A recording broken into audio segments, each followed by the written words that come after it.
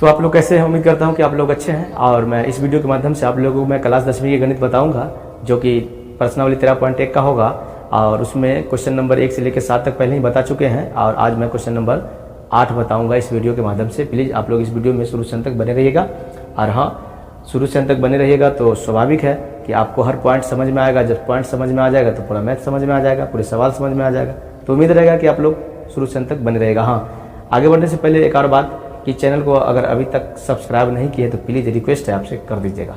चलिए तो चलते हैं, सवाल में क्या कह रहा है। ऊंचाई 2.4 सेंटीमीटर और व्यास 1.4 सेंटीमीटर वाले एक ठोस बेलन में से इसी ऊंचाई और इसी व्यास वाला शंक्वाकार खोल काट लिया जाता है।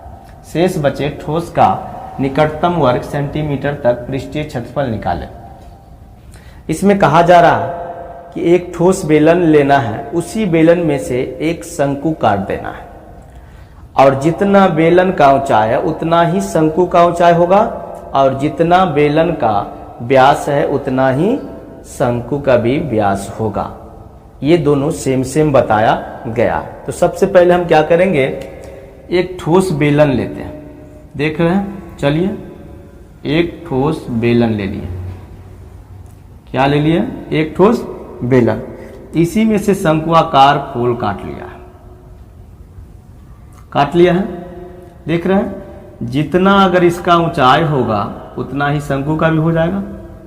चलिए, तो ऊंचाई कितना है? 2.4 सेंटीमीटर। 2.4 सेंटीमीटर। और इसका व्यास कितना है? 1.4 सेंटीमीटर। ठीक है। जब इसमें से काटेगा तो काटने के बाद कैसा फिगर बन जाएगा, सो देखिए।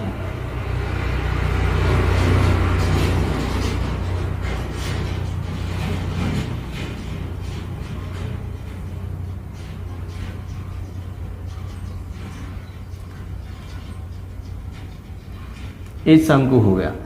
तो ये वाला भाग जो है ये क्या ऊपर का कट गया, ये गोल वाला भाग ऊपर का कट गया, लेकिन ये नीचे वाला भाग तो है ना, ये पूरा का पृष्ठीय क्षेत्रफल निकलेगा, ये पूरा का। तो आप समझ सकते हैं कि शंकु का भी पृष्ठीय क्षेत्रफल निकलेगा और बेलन का भी पृष्ठीय क्षेत्रफल निकलेगा। और जैसे गिलास होता है तो पेंदी लगा होता है ना, तो ये पेंदी है, समझ लीजिए गिलास का, तो इसका भी क्षेत्रफल निकलेगा। तो पेंदी कैसा है? वृत्ताकार। समझ गया। और तीनों को जब निकालेंगे और जोड़ देंगे तो शेष बचे ठोस का पृष्ठीय क्षेत्रफल निकल जाएगा। तो चलिए हम चलते हैं और हल करते हैं सवाल को। चलिए सबसे पहले हल लिख लेते हैं। और बेलन का बात हुआ तो बेलन में चलते हैं। कहाँ चलते हैं? बेलन में। बेलन में चलते हैं। इसका ऊंचाई दिया हुआ है, देख लीजिए। ऊंचाई कितना है? 2.4 सेंटीमीटर। और व्यास कितना है? 1.4 सेंटीमीटर। तो त्रिज्या कितना हो जाएगा? देखिए, जितना निकले तो व्यास बटा क्या हो जाएगा? 2। तो कितना है व्यास? 1.4। चलिए ऐसे काटिएगा तो क्या हो जाएगा? 2 सत्ते 14। ये पॉइंट है ना, तो ये दशमलव है। ऐसे अगर नहीं समझ में आता तो 20 दे दीजिए। चलिए 14 हो गया। ऐसे कभी कभी नहीं समझ में आता है। आप यहाँ पर क्या करेंगे, 20 से लगाएंगे, भाग तो लगेगा नहीं, तो 0 पहले दे दीजिए। पॉइंट दीजिएगा तो इस पर भी पॉइंट के बदला 0 दीजिएगा, तो 20 सत्ते 40, यानी कितना हो गया? 0.7 सेंटीमीटर। त्रिज्या निकल गया। जितना त्रिज्या इसका है उतना ही त्रिज्या क्या होगा? शंकु का। कितना निकल गया त्रिज्या आपके पास? 0.7 सेंटीमीटर निकल गया। चलिए अब आपको त्रिज्या जब इसका निकल गया, ऊंचाई भी निकल गया, अब हम शंकु का क्या करेंगे? एल हमें चाहिए। पाई आर एल पृष्ठीय क्षेत्रफल शंकु का होता है, तो एल है नहीं मालूम, तो हमें निकालना पड़ेगा। तो अब चलते हैं शंकु में। देखिए अब शंकु में,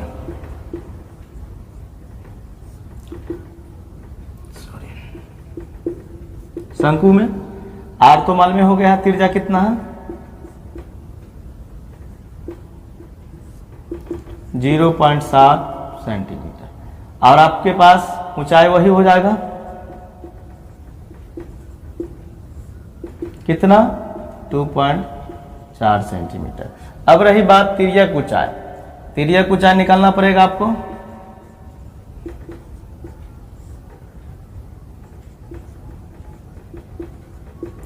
तिर्यक ऊंचाई का सूत्र होता है h² प्लस r², ये रूट में होता है, ठीक है। अब देखिए आपके पास h कितना है 2.4 और त्रिज्या कितना है 0.7। देखिए आप 24 के गुना कीजिएगा तो 576 होता है। आप पॉइंट को भूल जाइए थोड़ा देर के लिए, 576। अब यहाँ 2.4 गुने 2.4 होगा, तो जैसे ही गुना होता है तब पॉइंट वाला अंक जुड़ जाता है, जैसे 1 और 2। तो गुना करके जैसे ही 576 करिएगा तो 1 और 2 यानी 2 अंक के बाद पॉइंट दे दीजिएगा, तो यहाँ 2 अंक के बाद पॉइंट हो गया। प्लस उसी प्रकार से इसका 49 हो जाएगा। कितना हो जाएगा 49, क्या हो जाएगा 49, जैसे 0.7 गुने 0.7, ठीक है। तो ये जो है 0 का कोई वैल्यू नहीं होता, तो जैसे इसको गुना कीजिएगा तो क्या हो जाएगा 0.49, क्या हो जाएगा 0.49 हो गया, 1 पॉइंट 2 पॉइंट। चलिए अब क्या हो जाएगा 0.49। चलिए अब इसको जोड़िएगा तो कितना हो जाएगा देख लीजिए, 9 6 15 7 4 11 12 पॉइंट, अरे 625, ये कितना हो गया 625। 2 पॉइंट के बाद दशमलव 625 हो गया। और 625 के पॉइंट भूल जाइए तो इसका वर्गमूल होता है 25 गुने 25 को 2 बार लिखिएगा तो 625 होता है। तो इसका मतलब है 2 पॉइंट के बाद है तो 2 पॉइंट के 1 पॉइंट का 1 पॉइंट के जोड़ेंगे तो 2 पॉइंट के बाद आ जाएगा यहाँ। तो चलिए कितना हो जाएगा इसका, अब यहाँ से हम करते क्या है, फिर से यहाँ से ले लेते हैं। तो कितना हो जाएगा इसका 2.5 गुने 2.5, इसमें से क्या हो जाएगा एगो बाहर निकल जाएगा। कितना सेंटीमीटर आपका क्या हुआ L हो गया। इसका L कितना हो गया, यानी शंकु का जो है इसका L कितना हो गया 2.5 सेंटीमीटर, समझ सकते हैं। चलिए तो इसका हो गया L इतना, समझ रहे ना। चलिए अब रही बात, दोनों का काम खत्म हो गया, तो अब काम रह गया इसका कि इसका भी क्षेत्रफल निकालना है। तो इसका भी व्यास उतना ही होगा, यानी वृत्ताकार भाग का जो पेंदी वाला बचा है गिलास का गोला, ये गिलास है, पेंदी जो बचा है गोलाकार होता है ना गोलाकार। तो वृत्त का क्षेत्रफल व्यास त्रिज्या वही रहेगा, सेम सब कुछ, कोई दिक्कत नहीं। तो अब हम चलेंगे क्या, यहाँ इसका ऊंचाई यानी कि बेलन का ऊंचाई, शंकु का ऊंचाई और शंकु का त्रिज्या और शंकु का तिर्यक ऊंचाई सभी निकल गया। अब हमको निकालना क्या है, शेष बचे ठोस का निकटतम सेंटीमीटर में पृष्ठीय क्षेत्रफल। तो हम लिखेंगे शेष बचे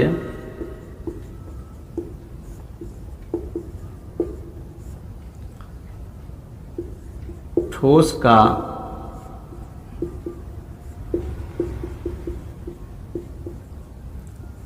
पृष्ठीय क्षेत्रफल बराबर बेलन का पृष्ठीय क्षेत्रफल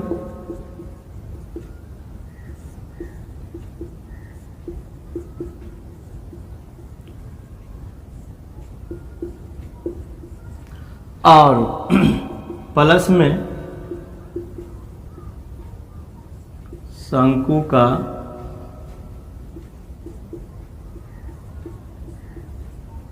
पृष्ठीय क्षेत्रफल।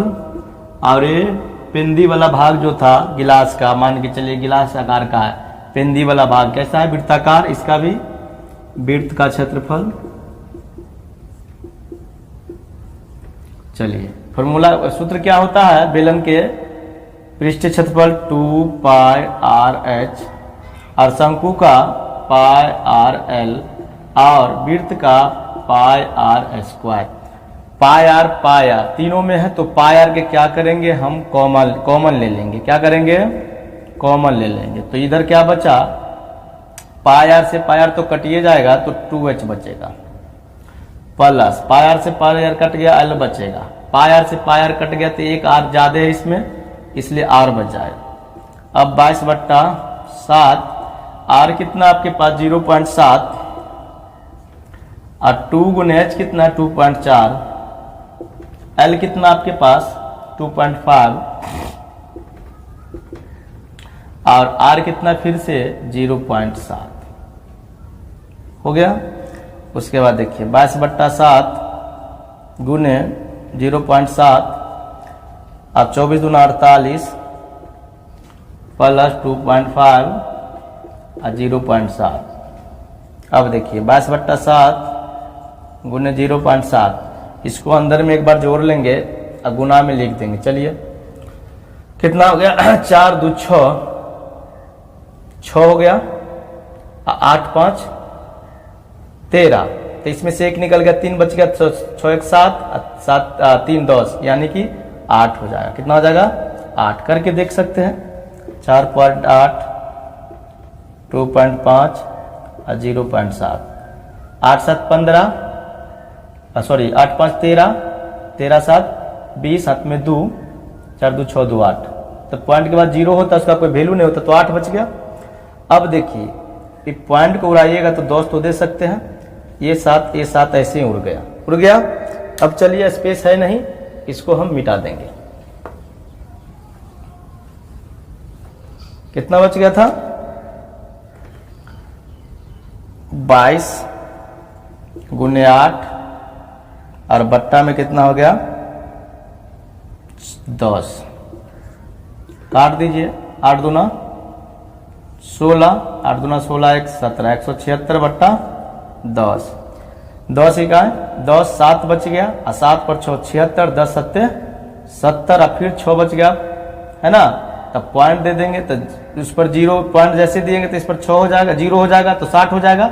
जैसे देख सकते हैं, पहले काटने दीजिए, 10 छक्के 60, यानी कितना हो गया 17.6 वर्ग सेंटीमीटर। देख लीजिए, जैसे कि 176 में भाग लगाएंगे 10 से, तो 10 इकाई 10 कट गया, 7 76 10 7 70 कट गया, 6 कटेगा नहीं तो पॉइंट देंगे, इसके बदले 0, 10 छक्के 60। समझ गए। तो 17.6 क्या हो गया इसका पृष्ठीय क्षेत्रफल। लेकिन क्या बोल रहा है निकटतम, तो 17.6 का निकटतम क्या हो जाएगा 18 वर्ग सेंटीमीटर। निकटतम के मतलब होता है कि 18 के नजदीक में, सॉरी 17.6 के नजदीक में कौन है 18 है, क्योंकि 18 करने में 4 जोड़ना पड़ेगा, यही ना। और तो आपको कुल मिलाकर इस सवाल आपको, मुझे उम्मीद है कि समझ गए होंगे। अगर किसी भी प्रकार के परेशानी अगर रहा होगा तो आप लोग कमेंट्स के माध्यम से भेज दें।